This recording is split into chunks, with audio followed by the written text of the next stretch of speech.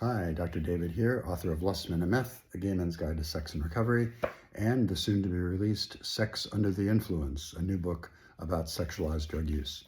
So I want to respond today to a viewer's question, and that is, what is the difference between dopamine and serotonin when it comes to chemsex? Now, we've talked about dopamine a lot. Both dopamine and serotonin are neurotransmitters.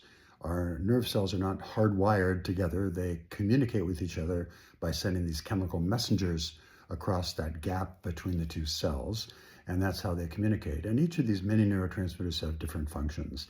Dopamine, which we talk about a lot, which is kind of the star of the show when it comes to chemsex, is about preoccupation, about feeling good about something. We're hardwired as mammals and primates especially to have this release of dopamine, this feel-good, let's do it again kind of chemical message when we do things that are pro-social. I've talked about this before.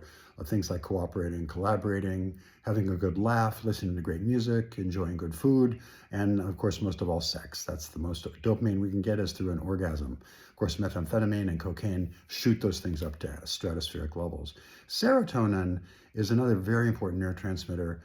It's not as much of a starring role in chemsex, although it does show up. So what does serotonin do? Like dopamine, which normally, by the way, creates a feel-good kind of elevation in mood, but it's important for motor cells. For example, Parkinson's is a dopamine deficiency disease. But when it comes to serotonin, serotonin controls everything from sleep, learning, memory, how we experience pain, and all kinds of things in that regard. So mood, a lot of antidepressants. You've heard of SSRIs, perhaps, selective serotonin reuptake inhibitors, big, long, fancy words for just basically saying something that causes more serotonin to be floating around in the system so that it'll improve our mood.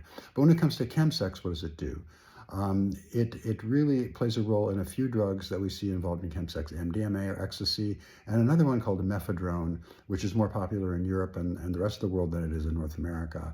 Both of those drugs are what we call entactogenic or empathogens, meaning when we are taking those drugs, we feel an extra closeness to people. Sometimes there's a tactile quality, a touchy-feely quality that if you've taken ecstasy, you may experience. Those drugs really kind of enhance that, and they balance out sometimes the intensity and the harshness of dopamine. So that's why people like to combine them sometimes. So there's a difference. Serotonin doesn't show up as much, but it certainly plays a role. Dr. David here. Take care.